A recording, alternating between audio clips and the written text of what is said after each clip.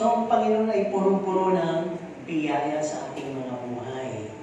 At ang Panginoong Diyos ay hindi natin siya kayang iwan, tama ba? Itakwil, o walang mahalain, tama ba? Nagagawa ba natin yun? Pwede ba natin magawa yun? Pwede. May nakakagawa rin yun, di ba? So, ang ating pag-uusapan ngayong umaga, ay basahin mo muna natin ang ating mga talata. Down in Matthew 26:21, Matthew 27, verse 4, and 1 Peter 4:8. No? Dito sa Matthew 26:21, at samantalang sila ay nagsisikain, ay sinabi niya, katotohanan sinasabi ko sa inyo na ako'y ipagkakanulo ng isa sa inyo. So dito sa Matthew 27, verse 4, na sinasabi, nagkasala ako sa aking pagkakanulo sa dugong walang kasalanan. Dadapot kami ng sinabi, ano sa amin, ikaw ang bahala niyan. So, at dito sa 1 Peter 4:8, na una sa lahat ay maging malingas kayo sa inyong pag-ibigan, sapagkat ang pag-ibig ay nagtatakip ng karamihang kasalanan. So, anong connect nun? Di ba? So, nabuo yung title na Love in Spite of Betrayal. Yan. So, tayo po ay, kumbaga sa kwan eh, marunong umibig. Ibig po ba? Sino bang marunong umibig ng wagas? Masasabi niyo ba yung pag-ibig niyo? Kasi iba yung pag-ibig sa Diyos, pag-ibig sa magulang, pag-ibig sa kapwa, pag-ibig sa partner, sa minamahal, pag-ibig sa anak. Magkakaiba yun, ano po? Hindi pwedeng generalize yun. So may kanya-kanyang ano yun. May kanya-kanyang kahulugan yun, ano po? Kaya napakahalaga. Kaya ang tanong dito, kaya niyo bang ibigay yung iba't ibang klaseng pag-ibig na yun ng wagas? So, iba, aminado na. Yung iba na, hindi siguro.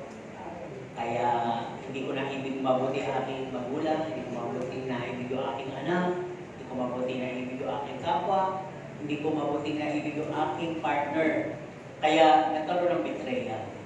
O yung tinatawag na pagkatakwil, pagpapabaya, palalamig, o pag-iwan, pagtalikod, parang gano'n. Maraming kahulugan kasi yun eh. Po. Kaya, ang tanong ko kanina, naranasan mo na bang umibig at inibig ka? Masarap ba? Masarap ang umibig. Yan po. Dahil, lalo na kung umiibig ka at nandito ka, ang pag-ibig mo wala sa Diyos, nasa iniibig mo. Oo, gano'n lang yun, di ba? Kaya hindi ka makapokus. Di ba? At pag ang pag-ibig mo na sa Diyos ang focus. Sino nagmamahal sa Diyos? Amen. Talaga lang, ha? Malalaman natin yan. Okay, tuloy tayo dito. Ang sabi niya dito, mahirap bang umibig? Mahirap. Mahirap? Oo. Ang ayun, hindi ka ibig-ibig. Pero, sa salita ng Diyos, mali yung ganun pangangatwiran. Kaya nga sabi dito, madali talagang umibig, lalo na kung yung iibigin mo ay marunong magbalik ng pag-ibig. O marunong umibig pabalik. Lalo na kung yung iibigin mo ay tinatanggap ka, ina-appreciate ka, sinusuportahan ka, at malapit sa'yo, at talagang napaka-dearly sa'yo. Talagang inaalala ka. Di ba masarap umibig sa ganong klaseng tao o kapwa? No? Pero sabi nga dito, siguro may ilan sa atin na nakaranas na rin ng tinatawag na na-betray. No? Kumbaga sa kwan, iniwan sa ere, tinakwil, tinaliburan, nawala bigla yung pag-ibig. Wala na. Parang gano'n, na-betray. Ngayon, ano yung mga probable cause nito? Di ba sabi nga, nung isang programa sa TV, yung ex, di ba, pinag-aharap sila, pinagkatalikod pala, pinagkakausap. Tapos sasabi, maaaring ito'y na-fall out of love. Ngayon, ganun pala. Mahal na mahal mo, biglang pag-isip mo, hindi ko na siya mahal. Hindi may ganun, di ba? Parang nawala bigla. Hindi natin alam, nagkasakit ba? O na-amnesia ba? Basta nawala. Sabi nila, Kasi sabi, maaaring ito naman ay naging over familiarity ka na. Sabi nga, ilan taon na kayo? 10, nagtatadya ka na ngayon, pero di mo mag-iwa-hiwalay. Wala na pero nagtatadya ka na, nagsasampalan ka, nagsasapo ka na, nagmumurahan na, di ba? Anong gano'n, pero talagang may natitira pa rin pag-ibig na nagko-connect. At maaaring din, kaya may mga betrayal na gano'n dahil may third party. No? Meron na, naghahanap ka, nagsingit pa ng isa, bagay. Ano ba? At maaaring namang may panlalamig na. Dahil hindi nag-uusap, o kung mag-usap ka na, laging may gigil sa bawat isa. Hindi mapag-bigayan. Dapat pag yung isa galit, yung isa nakikinig. Kaya lang, laging parehong galit. Pag pareho namang malamig, wala rin usapan. Ngayon, malamig na, di ba?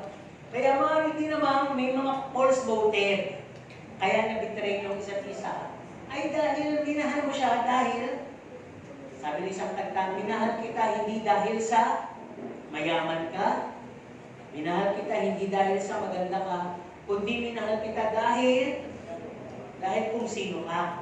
Baka hindi ganun eh. Baka minahal dahil mayaman nga eh. Minahal dahil maganda nga. O minahal dahil pakikinabangan niya. Pero, nung nakita niya parang hindi yun ang tunay na kadahilanan ng pagmamahal, naubos yung kilig, ito palikot eh. Di ba? Parang sinabi niya, ano ba yung ganda, ano ba yung yaman, wala rin palang sa'yo. Kaya sabi, maaari din naman, uncompatibility. Hindi kayo compatible. Di ba? Yung isa, ang gusto sa saligang, kamatis lang. Yung isa naman gusto, may sampalok na, may bayabas pa, may kamyas pa, may kalamansi pa. Agad todo tugamak sang asin. Hindi na kayo magkakasundo. So, compatibility ay hindi yung pareho kayong gustong nakapula o gusto niya yung kulay mo, pula. Pinipilit lang yun eh.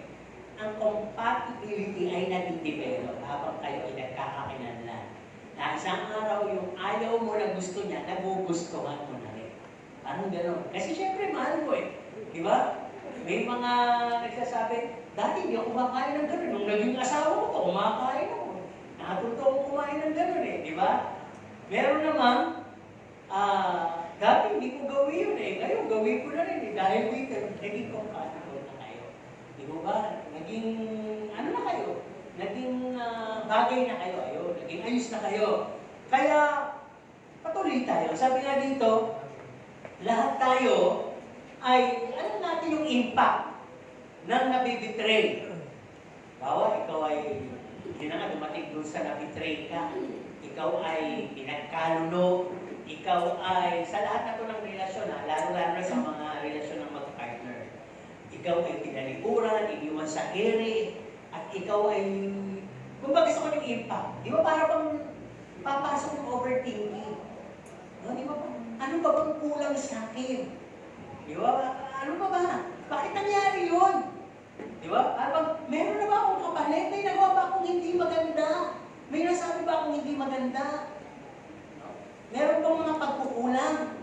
Di ba? Ano pa ba yung mga hindi sapat? At dadating din yung impact nga eh. Di ba? Ano bang ginato ng kung ano ng effect? Mga naging epekto. Papasok yung insecurity. Bakit ba ako? Bakit gano'n ito? Bakit? Wala ba akong isip? Wala ba akong kakayanan? Hindi ba ako marunong magluto? Hindi ba ako marunong magmekaniko? Hindi ba ako marunong magdala ng pamilya? Hindi ba ako marunong magdesisyon? Hindi ba ako marunong sa pera? Tuloy-tuloy na po yun. May remorse na, may hatred na. Nakakainis! Di ba? Binigay kong lahat, nagtiwala ako, minahal ko, kinalmutan ko ang aking pamilya, alang-alang sa kanya. Diba? Hanggang sa dumating na yung, ikaw ay gigil na, dumating na ikaw ay namumuot na, papasok na dyan yung mga cursing, sana mamatay na siya. Kung meron po sino man yung kanyang ginugusto ngayon, mamatay na silang dalawa. Diba? Ay iba naman, masyadong bayani, mamatay na sana ako, magpapakamatay na sana ako. Diba? Gusto ko mamatay, pero di ko magawa. Ginugutom yung sarili, di ba? Iba namang gaganti, naghahanap ng mga impacto ha. Naghahanap ng panibagong partner para maghiganti. No? Di ba naman yung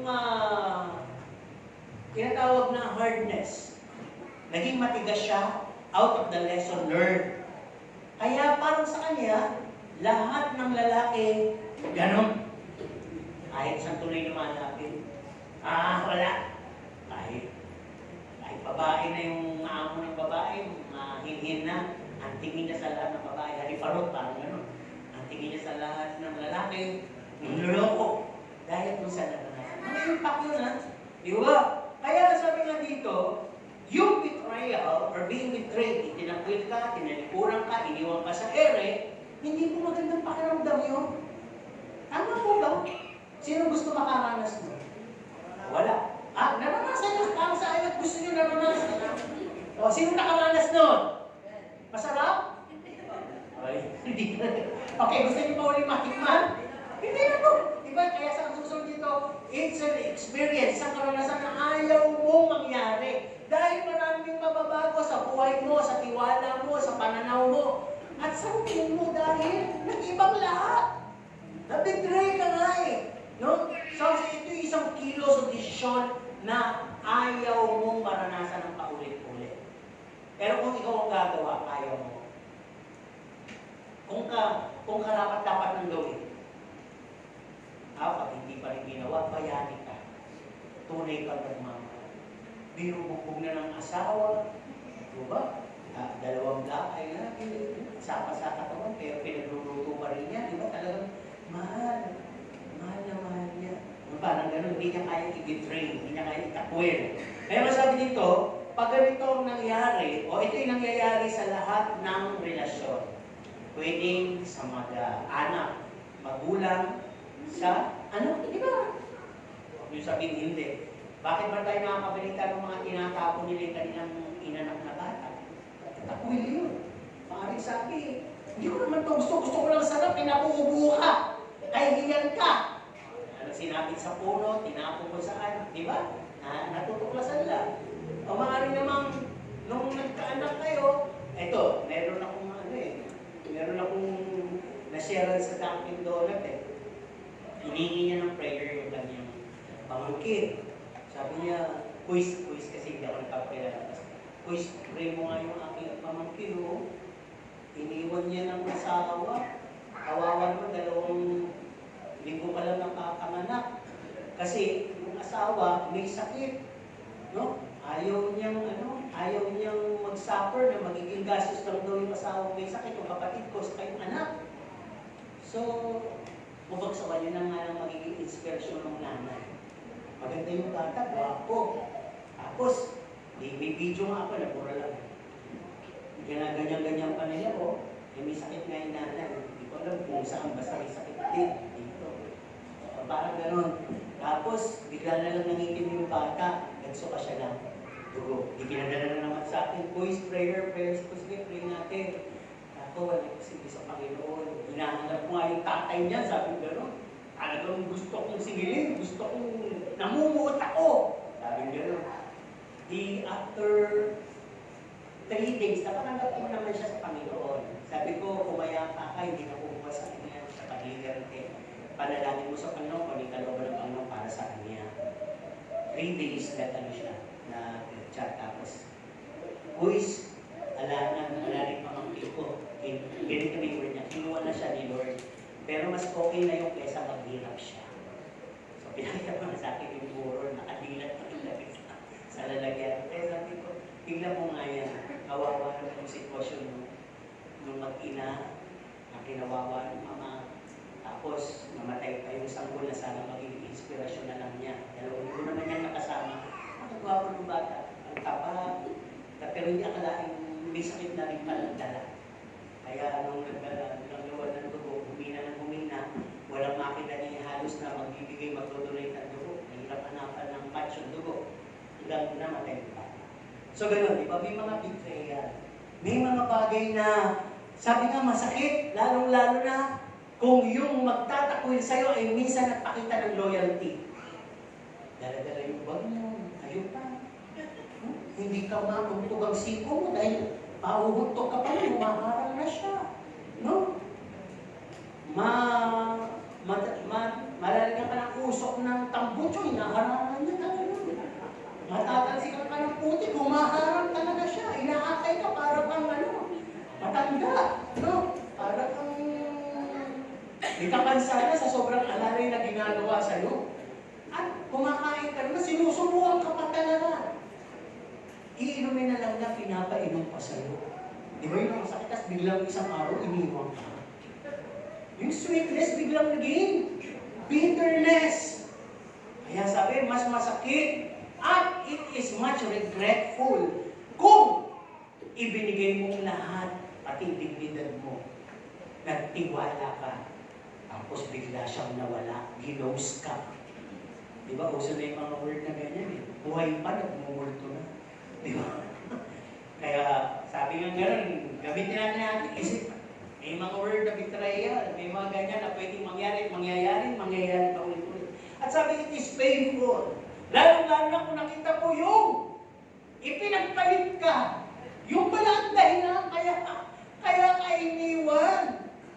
At nung nakita mo, lalo pang pinakitang niyakap. Yung ginagawa sa'yo, niyayakap ka lang, kayo, tinatanggal mo ng dumi sa bibig. Diba? Pinupunasan pa ng pawis. Diba? At kahit mainit, niyayakap. Diba? Kaya, di ba sabi napakasakit na mapupuno ka ng pagsisisi at hinanakit. Okay, binigyan ko lang kayo ng mga review sa mga pag-uusapan natin. Si Jesus talaga ang dapat natin pag-usapan. Pag-usapan natin ang life and ministry of Jesus Christ. Kasi, ito yung mahalaga. Sabi nga, ang Panginoong Jesus ay dumating upang magsilbi at hindi pagsilbihan. Bakit ko sinabi yun? Actually, hari siya. Di ba? Yun yung mga kante. Joy to the world, the Lord is come. Di ba? May mga kanta doon na king siya. Pero, dumating siya in a humble way. Sa isang mapagpakumbabang forma. Kaya itinakwil niya ang kalangitan. Ibig sabihin natin itinakwil, iniwan niya. Hindi siya nanatili sa namin, kundi siya ay bumaba sa lupa, nagkatawang tao. So, yung pagiging king niya, nagkaroon ng ibang title called the Servant King. Amen? Servant King. No? Siya lang ang pwedeng makagawa ng Servant King, manhood and deity. No? Para magduwal. Pero kahit na siya'y Diyos, siya ay nagkatawang tao. Kahit na siya'y hari, siya'y naglingkod. Parang ganon. Kaya sabi, siya ang extended hand of God upang maramdaman ng tao ng sangkatauhan ang pag-ibig ng Diyos. Tinamasa, ganoon na lamang ang pag-ibig ng Diyos sa sanlibutan, hindi naman lumito doon, na kanyang ibinigay, isinugo ang kanyang buktong na anak. No, pumunta sa lupa. Kaya dito sa kanyang ministry, ang sabi dito, siya'y nagpakain ng mga gutom, ng maraming tao, siya'y gumawa ng mga himala, siya'y nagpalayas ng mga demonyo, nagpagaling siya ng may mga sakit, binuksan niya ang pandinig ng mga pingi, binuksan niya ang pananalita ng mga pipi, pinalakad niya ang mga pilay, at nakakita ang mga bulag. At kahit ng mga inaanihan ng masamang espiritu ay pinalaya niya. Kahit ng mga captives, ibig sabihin yung mga overburdened people, na maraming mga bagay, katulad na lang nung Samaritan woman. No? Pinalaya niya, binigyan niya ng kaligtasan. At patuloy siya nagpapatawad at nagre-restore. Yun ang mga naging ministry ni Jesus Christ here on earth. At marami po siyang naging followers. Di ba? Kung baga sa kwan, narinig, nakita, napagsabi, nakwento, sino yun? Halika, isasohin natin. Halika, sumunod tayo. Kaya sa tuwing magsisimula ng Panginoon mangaral, dadami na ang tao. At hindi lang nilagay sa account, lagi po siya nagpapakain. Ano po? Nang salita ng Diyos, at literally, nung dumami nga po ng sobrang dami, lalaki pa lang ang binilang, multitude, 5,000. At napakain po yun. Dahil sa himala ng Panginoon. At sabi dito, pumili siya ng 12 ng mga disipulong alagad na tutulong, kung makakatulong niya. At dito sa 12 ito, nagkaroon siya ng 3 best friend na malapit sa kanya. Si Pedro, si Santiago, Si Pedro, si Santiago at si Juan. No? Lagi yung para bang core. Nandun lagi sa tabi niya. No? At doon sa tatlong yun, may pinaka-best friend siya doon. Sino yun? Si John de Beloved. Ano po? Ngayon, papakilala ko naman sa inyo yung kanyang mga trainers. Yung dalawang kasama niya sa pinili na 12 na nag-betray sa kanya. Yung isa doon, ay doon na nga sa 12, si Judas Iscariote. At yung isa doon, ay isa sa tatlo niyang best friend, si Pedro. Tingnan muna natin ang pangyayari. Bakit ba nagkaganon sila? Kasama naman ang Panginoong Jesus Natuwa naman sila. Nagtagunan pa nga sila. Nakapagpalabas sila ng mga demonyo. Nakapagpapagaling sila. Noong una parang wala palpak Nag-worry sila. Pero nung nangyari na, ang sabi ng Panginoon, huwag kayo mag-over happy dyan.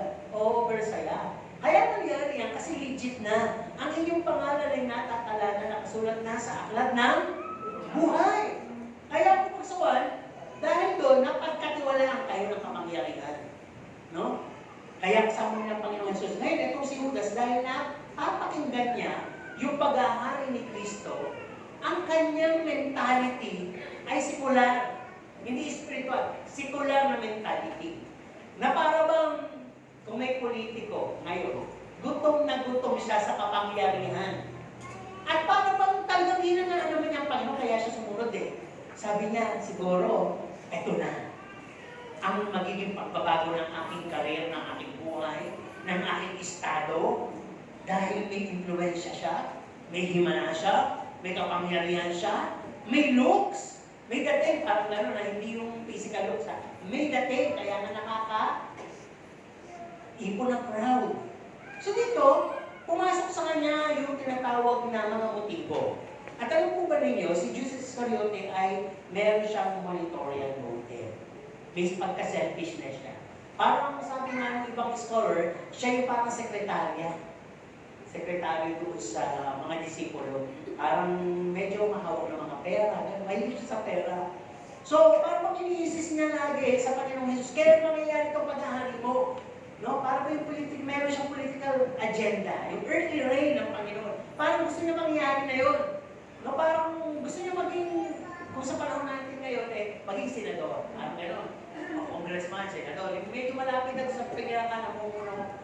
Kaya sabi nga dito, yung selfishness na nanatili sa kanyang puso, at makikita natin na may trace of disloyalty na siya yung una pa lang.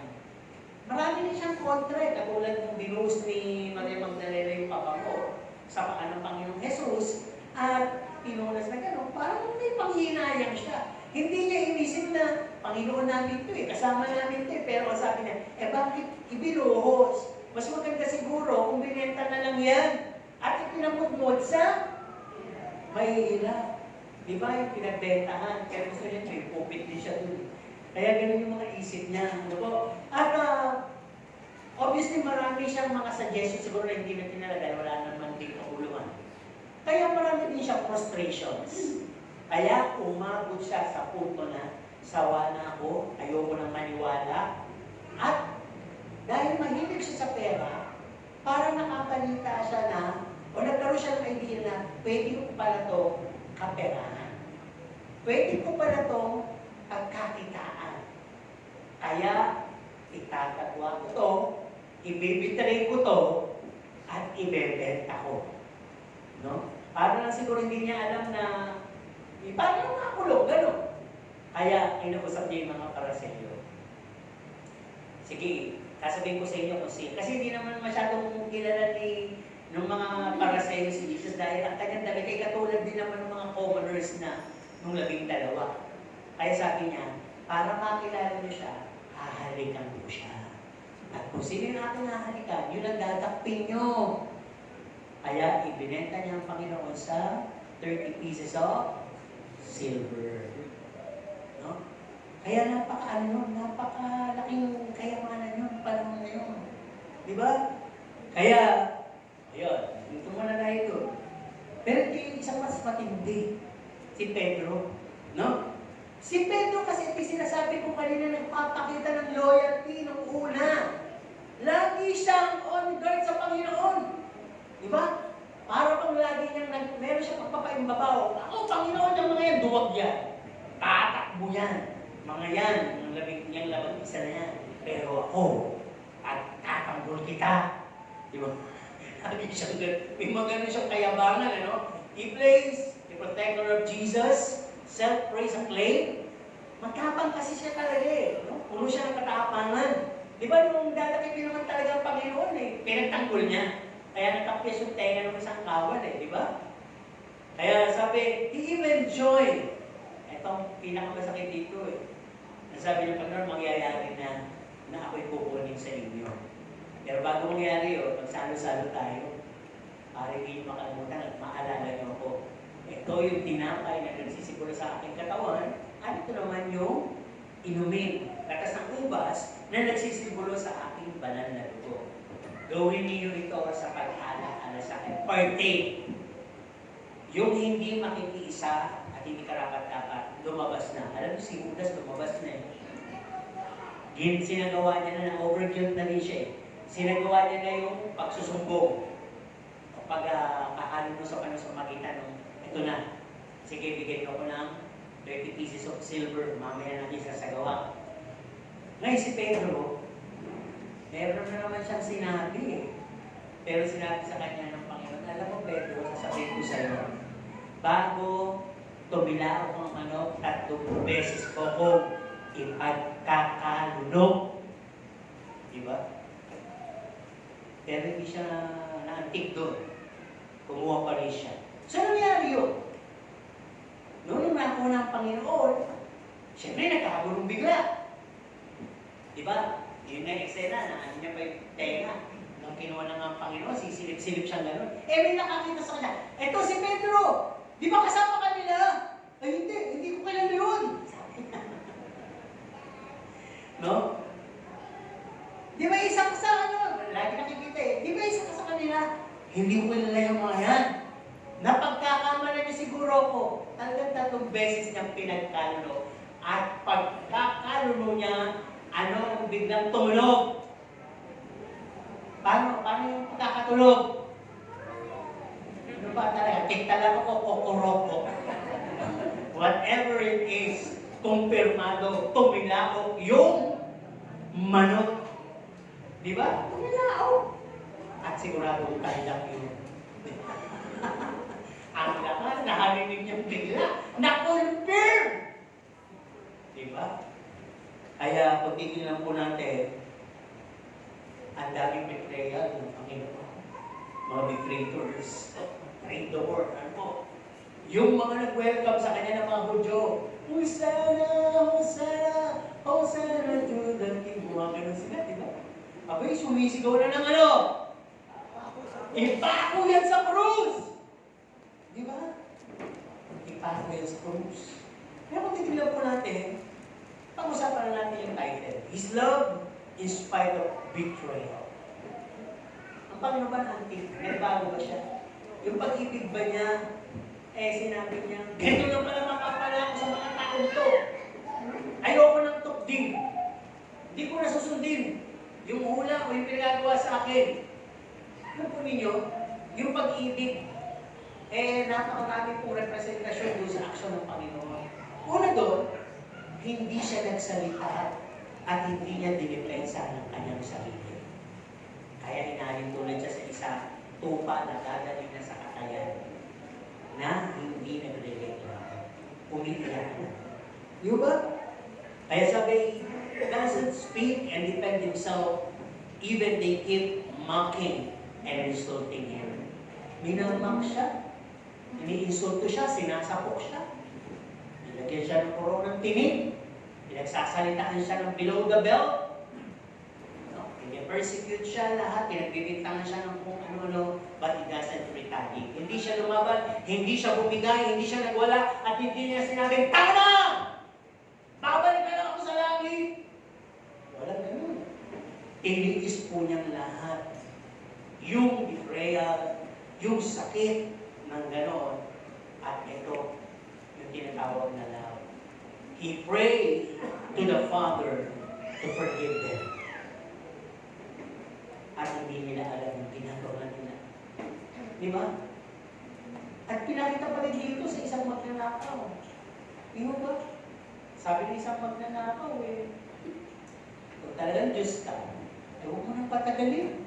Iligtas mo ang sarili mo, mahabag ka, at iligtas mo kami dito! Pero sabi ng isa, huwag mo siyang amakin, wala yung kasalanan. Tayo meron. Yan wala. Pero ipinako sa gitna natin, mas malalayo. Ang sabi niya, Panginoon, kasamahin mo ako sa paraiso. Diba? Kahit na nasa gitna ng betrayal ng Panginoon at nahatulan na, pinapatay na halos doon, nakuha pa rin ng Panginoon yung love, ipakita. Ano sabi niya? Ngayon din, kakasamahin kita. Alam niyo yung instant na kapatawaran?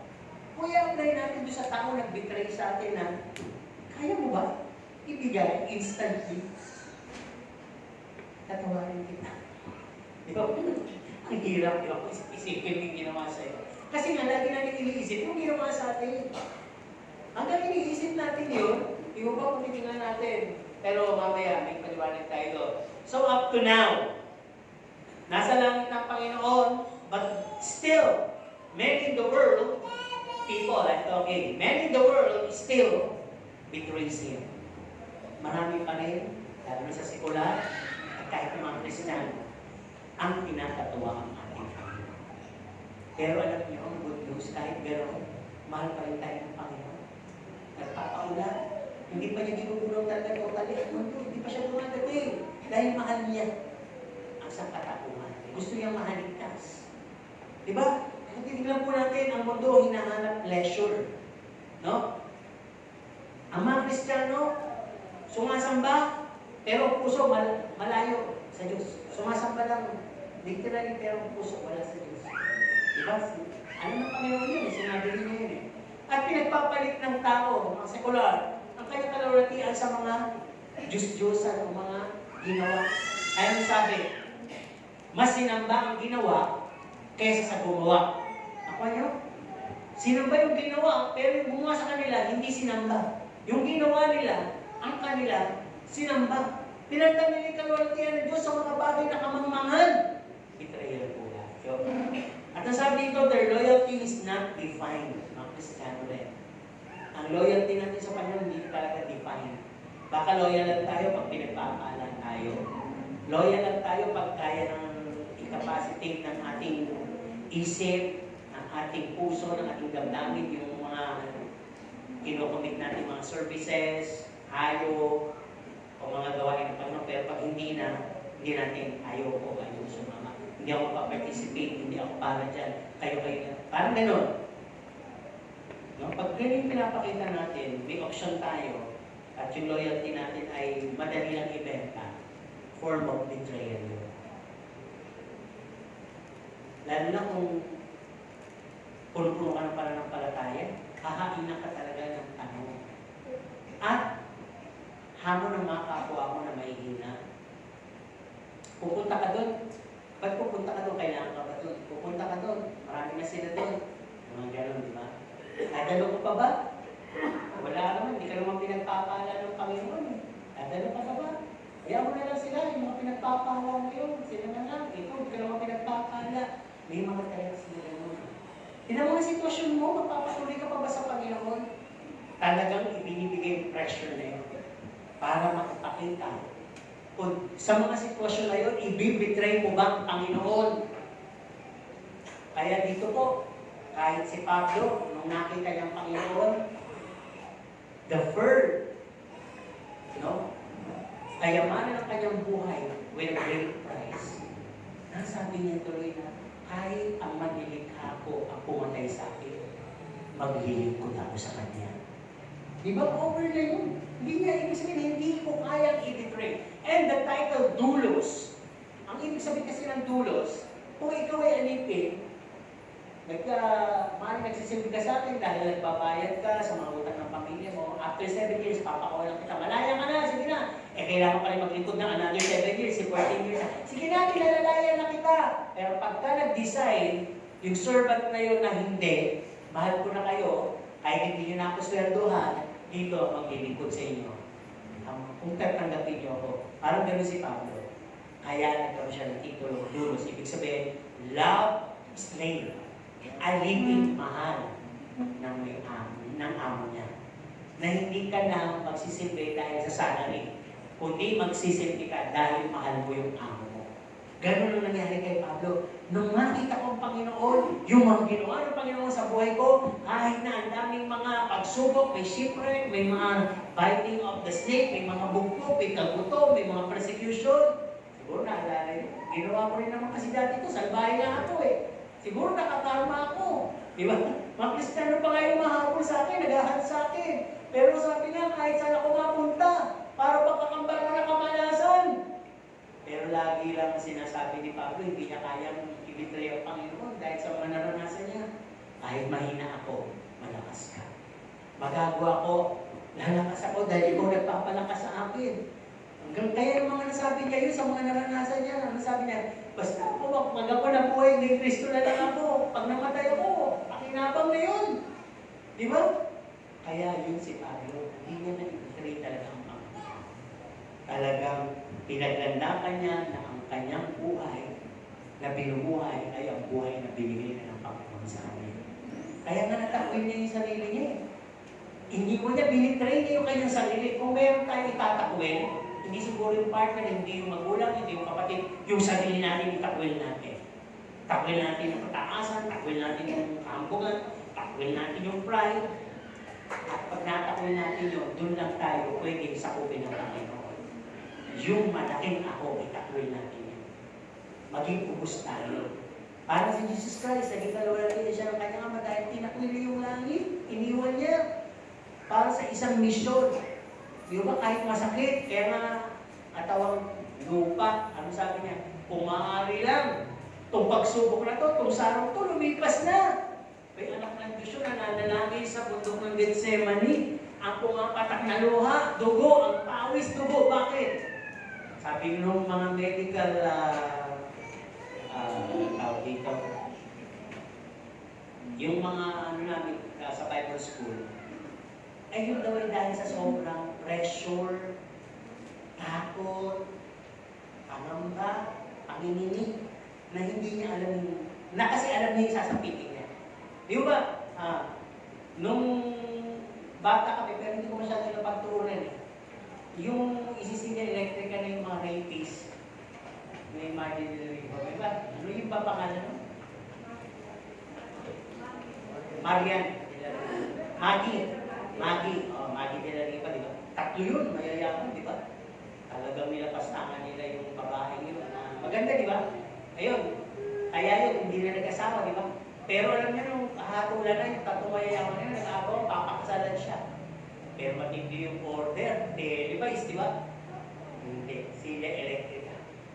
Hinainan sila ng mga lechon, masasarap na pagkain. Hindi sila makakain. Dinadala sila sa papunta sa sila electrica. Wala na silang lakas. Hinihila sila at putlang-putla sila. Di ba? Kaya naman, paano mo na yun? Anong nangyari? Walang nang-re-rape. Di ba? Takot na takot. Tinelevise si Marcos, di ba? Kaya pag titignan po natin, no, sa buhay natin, ang Panginoong Jesus, alam niya, patayin siya. Alam niya yung sasapitin niya. Kaya nananalangin siya, pero sabi niya, let your will be done, not my will. Di ba? So tuloy tayo. Sabi nga dito, kahit na na-Kristiyano kaya itakwil ang Panginoon. Sa paano paraan? Yung naglilingkod ka sa dalawang Panginoon, pasimula na ng pagtatakwil yun. Dahil nilinaw na salita ng Diyos, hindi pwedeng dalawa. Dahil yung isa ay ibigin mo ng gusto, at yung isa, paglalaroan mo lang.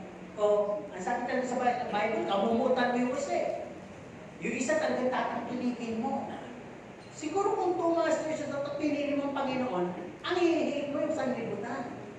Kaya lang, malakas ang kares ng sanlibutan Di ba, kumbaga sa illustration na, kung sa tunay na asawa, parang sanay ka na, minsan libutan yun yung kabit. Mahusay, manukso, mahusay, manginganyan. Kaya parang nahumaling, parang gano'n sa libutan. Pilit tayo tinutokso. Diba? Kaya mabibitray mo ang Panginoon, lalo na kung believer ka na. At ang sabi dito, ways o form na nabibitray natin ang Panginoon, thankful lang tayo hanggang na-bless tayo. At pag hindi na tayo na-bless o may mga bagay na maaaring mangyari, ay maaari, sinasabi ko lang, maaari tumigil ang mga blessing, pero tigil na rin tayo sa Kanya. Remember, sabi nga pa sa akin ng Joel, I can restore 7 times your 1 losses. Yung isang nawala ay pwede kong pata na makapitong beses. Yun na nangyari, di ba, sa buhay ni Job, sa buhay ni Abraham. Kailangan talaga mapatunayan ng Panginoon. Kung you will still sing, you will still praise. Di ba? In the midst of your darkest hour, na hindi mo siya tatanungin. Si Abraham ba nagtanong? Nagraso, ibigay-bigay mo, tapos, ngayong malaki, giliw na giliw kami. Utusan namin bumili ng suka. Ang kukunin. Diba? Kaya sabihin mo, ang cruel ng Diyos. Yung pag-ibig niya cruel. Bibigay tapos babawin. Sobrang na siya. Alam kasi niya kung ano yung marapat. Diba? So, mahal kasi pinapalakas tayo eh. Pero bukas, ibibigay ng Panginoon yung talagang bagay na kahit nandoon, hindi mo siya ipagpapalit. Amen? Hindi mo siya ipagpapalit. Kaya, napakalinaw sa atin. Sabi nga dito, some Christians na maaaring betray nila Panginoon dahil ungrateful sila sa lahat ng dealings nila sa Panginoon. Hindi nila ma-appreciate. Ay boy, simple na kikinig na salita rin. Tagal na. Nabutan mo ng communion, alit na ng baso. Ang laki na ng tinapay, alit pa ng baso. Diba? Tapos yung kantahan, ano yan? Tagal-tagal ng kantahan. Ibang churches, meron sila ng mga ganitong issue eh. Yung kung sino yung paborito nilang nagsasalita eh. Diba? Paborito nilang speaker eh. Kaya sabi ng isang malaking samahan, pagka ito yung magsasalita, punong-puno yung kanilang lugar. Pag ito lang yung magsasalita, konti lang yung pumupunta. Kaya sabi din dito, betrayal natin, nangyayari, maaaring mangyayari sa Panginoon, if our commitments lies and based on conditions. No? Maaaring not verbally spoken, pero nakatago po sa puso at isipan natin yan. Ready tayong ibigay ang lahat sa Diyos. Pero tiyatara, kinukondisyon natin ito. Kung!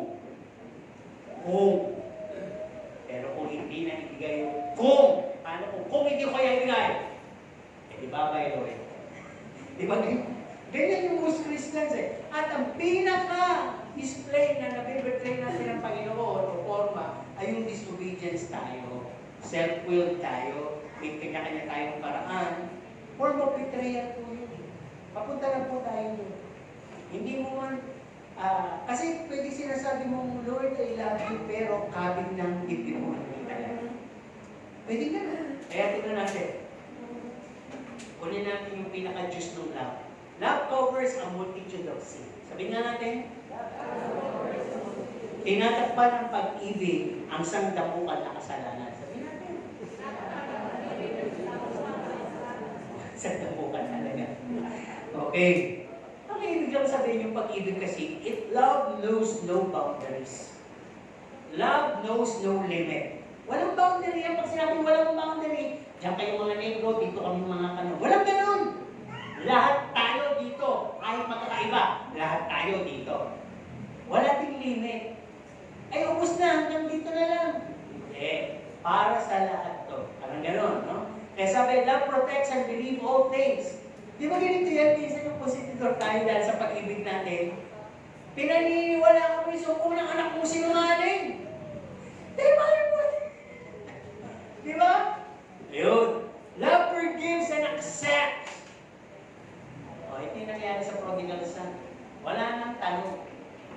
Balik-balik ka pala eh. Malaki ka pa. Sukli yung makinuha mo kayamanan. Wala. Para bang panibagong simula uli, bibigyan uli ng kayamanan kahit nagwaldas. O, di ba? Ang ganda ng pag-ibig na yun. And love defines God. May pag-ibig ka, define ng Diyos sa'yo. Ano na sabihin nila? Kristiyano talaga yan. May pag-ibig yun. Di ba? Pero pag wala, nagtataka sila. Kristiyano ba yan? Ano pag-ibig? Sino dito ang nasabihan na Kristiyano yan? Dahil may pag-ibig. Ito. Sino naman magsasabi, nasabihan siya, tinanong na pinagdudahan, at talaga sinabi, hindi Kristiyano yan, dahil wala pag-ibig.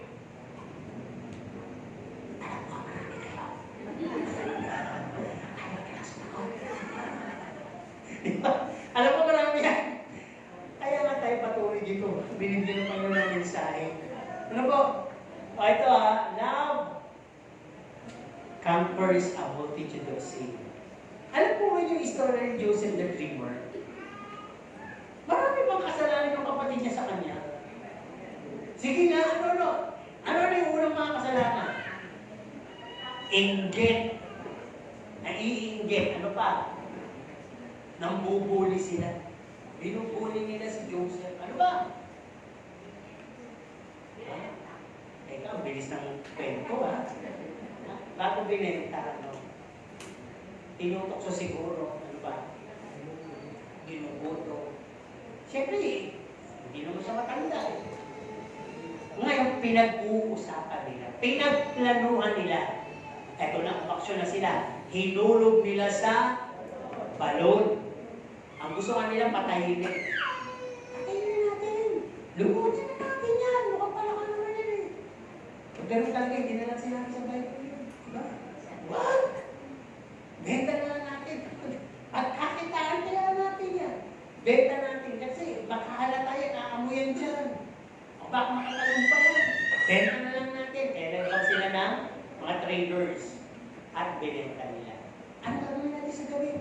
Pumatay ka ng andyan, sabihin mo, sirain mo! Yung parang nilapan ng lobo! Yung pa ng dugo! At sabihin natin, wala tayong nagawa, inubo siya ng lobo, may take home pa, kaya gamit na natin na, at pakita natin yan sa ating amang si Isaac. Jacob. Jacob. Yan, di ba? Buti, nigising pa. Okay. Ano bang ginawa?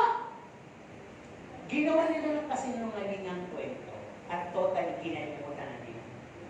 Talagang betrayal yun. Okay. Dumating na ang araw ng paghihiganti. Kung kayo gagawa ng kwento, anong pwede niyong gawin sa tingin niyo na para mapasakitan mo siya kanyang mga kapatid? Di ginawa ba siya? Napasakit? Wala. Walang ginawa. Gusto ko kayo gumawa. Total, sanay kayo dyan.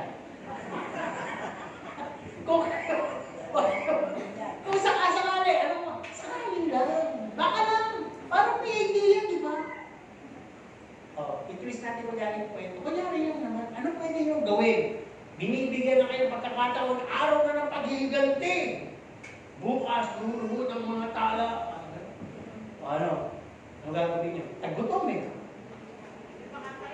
Ayun, nanay ko, tama yun. Hindi niya papakainin. Tamad. Tamad ba? Okay. Kayo, gagawin niyo. Papakulan? Itakwil din. Tatakwil din niya. Tinakwil niyo. Tatakwil ko rin kayo. Galing ngipin sa ngipin yun. Kayo, pagmamataasan, pagmamalakihan. Bakit gobernador na ako ngayon, ano kayo? Parang gano'n Bineta-beta pala niyo ako Ano kayo naman? Ano gagawin?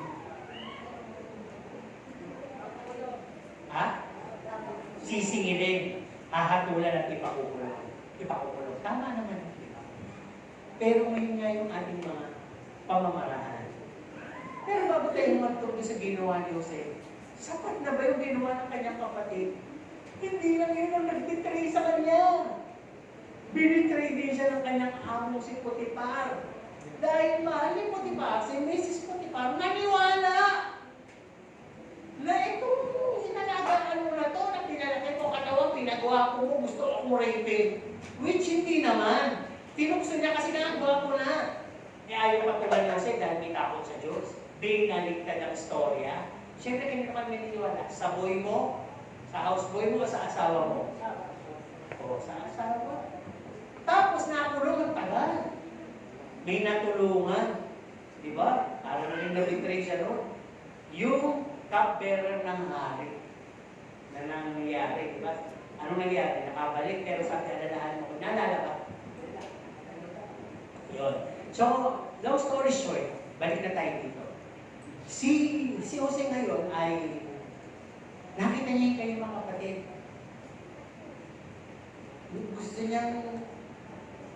Gusto niyang umiyak, pero di niya magawa. Ano niya yung pag-iyak na yung pag-ibig yun? Di ba parang gusto niyang itanong yung tatay, si tatay ba buhay pa? Kamusta si tatay? Parang gano'n eh. Pero yung marami pa siyang mga technique. Nung pag-alis na, ilagay niya yung upita doon sa gusto ni Benjamin kasi kapatid niya yun eh. Anak yung kay Rachel Bass, yung dalawa. Eh, paborito nung tatay yung dalawa yun, kaya parang ano, di ba? Lagay mo doon, papaiwan, di ba? Tapos, ginawa niya lahat na parang magkaroon sila ng reunion. Long story short. Yung pinakita ba niya, pag-ibig. Yun. Dahil siya, ang presensya ng Panginoon na natigil sa kanya. Na kahit tumataas ang rango niya, may kapangyarihan na siyang makiganti.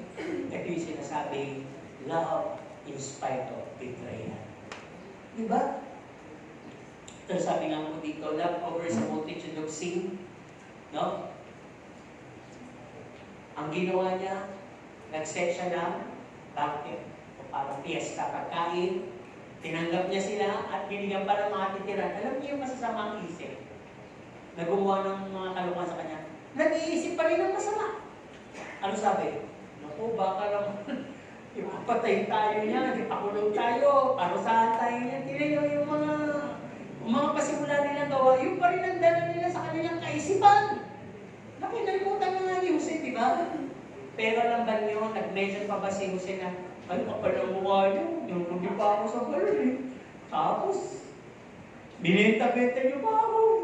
Pero ano, pogi ako ngayon. Kaya wala ganun. Puro pag-ibig. Ibang request.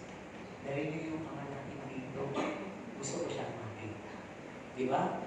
Kaya dito, pag sinabing love covers a multitude of sin, tingnan lang natin yung word na multitude. Parang doon sa Bible, yung multitude, 5,000 eh. At may nagtanong, ilang beses kung patatawarin ng aking kapwa? 70 times 7. Diba? Tama? Parang yun yung sinabi. Okay. So, ano sabi dito? Kaya ba natin yung paulit-ulit tayong ginuboy, paulit-ulit tayo? Ang ibig sabihin, pag pinatawad mo, no records of wrong, hindi mo nitawag din sa isip mo. Kasi habang iniisip mo, ganito kasi, pag nakikita mo yung taong nag-betray sa'yo, until words, hatred, cursing, almost gusto mo patayin. Sa tuwing makikita mo siya, umiinit ang ulo mo. At sa tuwing makikita mo siya, nadadagdagan ng issue, kaya nagiging multitude of sin. Para bang isa lang naman yung ginawa niya sa'yo eh. Bawa, binitray ka nga. Pero ang count mo ay napakaraming ginawang kasalanan ng walang yang-yang. Tignan kami, di ba? Wala na! Wala akong pakialam dyan. Binitray ka eh. Di ba yun yung paghiganti? Pero ano sabi dito? No? Yung love na genuine na galing sa Panginoon. Kaya takpan. Hindi man kayo ma-restore. Hindi Di ba yung iba nga, lalo sa mga Korean na costume, napakalaking bagay sa kanila yung hindi mo sila mapatawad. Bakit nagawa sila kasalanan? Hinihiling lang nila patawad. At napakalaking bagay yung marinig nilang, sige, pinapatawad mo. Dahil para mag-accountable yun sa buhay nilang susunod, yung paniwala na pag hindi na ibigay yung kapatawad. Ewan ko na naman kayo, di ba mag-usap na Korean movies, kahit na may mga pagkabina, kahit na bandang uli, marunong na sila humingi ng tawad, tapos maganda rin kinakainat na ng muling palabas, muling chapter.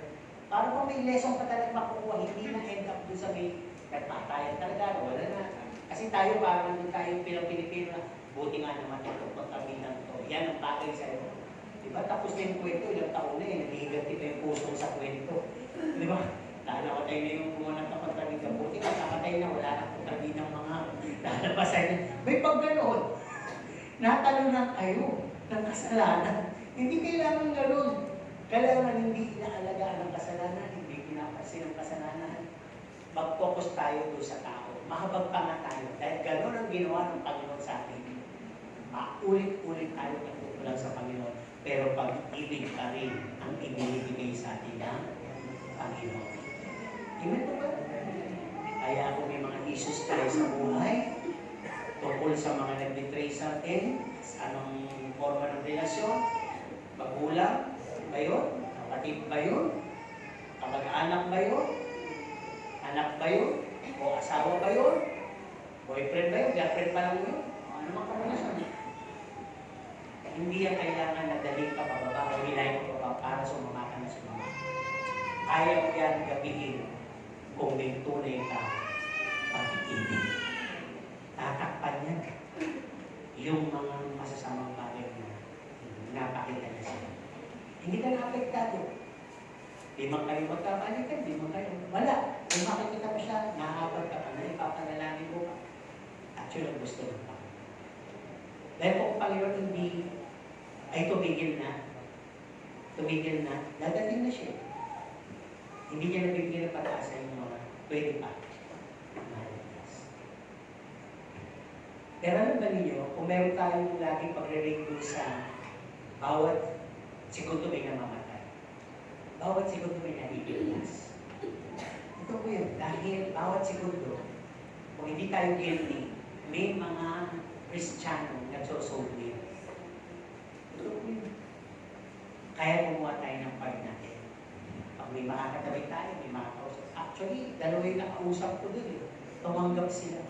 Nagpaalam ako doon sa kay Dunkin Donut. Tinanong ko muna, anong religion mo sir? Methodist. Kasi may isa pa akong kakausapin dito. Pwede ba kami, share ko siya dito. Iko-convert ko siya sa pangalan ni Jesus. Ayaw po, sige po, kumiyon, doon po kayo. Kaya nung bumalik na ako nito bukasan, sir, napatanggap niyo ba? Na-convert niyo? O na-convert ni Christ? Napatanggap. Diba? Yun ibig ko sabihin. Make all things possible. Kasi, tulad ng mga topic natin, di ba sa sa competing, carry the light. Magliwanag ka. Para hindi mahirap mag-convert sa iyo. Kasi ang unang pagpapaliliwanag din yung pamimigay. Pamimigay. Talagang, yun ang meron akong availability o pagbibigay. Tapos yung pamamansin. Tapos nagkaroon ako ng para paglugar sa kanila na pag inano mo sila kausap, hindi sila makakatanggi dahil utang na loob. Hindi. Hindi ko lang kasi talaga masabing pastor dahil hindi talaga sila magiging fit sa akin. Hindi pastor pala yun, kaya pala gano'n. Mahihiya na. Kaya tawagan natin uwis. Uwis, kaya hindi ko rin sila in-encourage na yung Facebook hanggang sila na humingi. Lagi ko lang sinasabi, diyan may mapapanood ka dyan kasi nag-iigay si speak ako, nagbibigyan ko ng encouragement, hindi ko sinasabi, church na hinahawakan ko yan. Basta ako may mapupult ka sa mga title ka na lang po nila. Kasi ko yan, nandiyan yung anak ko, nandiyan yung asawa ko, mga nagtuturo kami. Pero hindi ko masabi hindi ko pinag-praise si Christ doon kasi lang nakita ko sa experimentation na pag talagang nakilala ka nilang may katungkulan ka sa church, parang pare, obispo, pastor, ay, ang taas ng tingin. Nahiya sila makipag makipag-usap. Hindi sila makipag-usap. Pero nung sinabi ko lang, uy, ganyan, sa brother lang, ganyan. Okay, panatag sila. Diba? Yung isa lang ang nakadefine sa akin eh. Paano po kasi yung mga gawin yung pastor. Pastor ba kayo? Eh kung ikaw ba, born again po ako eh. Oo, pastor. Sabi sa kanila, ha? Kaya pag nakikita ako na, nagsisabi, okay yan, pastor. Diba? Kaya gawin natin, para marami tayong venues. Marami tayong namimit, nakakausap. Kung hindi mo kaya, kahit tracks muna. Tracks. Diba? Kaya, tandaan po ninyo, the world betrays us. Pero kung sanay tayo, let us also betray ourselves. Kasi hanggang natin binibetray ang ating sarili, kung sa ating mga natapos, naabot, posisyon sa buhay, hindi po tayo mabubuhay na may pagpapakumbaba. At hindi po natin maaabot yung mababata. Kaya betray natin yung ating sarili. Para may mag-betray man sa atin, sanay na tayo. Ama po ba? Ang mahalaga doon, si Kristo, nasabi na, hindi ko kayo ibibitray. Kahit na ibibitray lang ako ng sanlibutan, tinatapoy lang ko, pero mahal ko kayo. Yan ang panghawakan natin. Amen?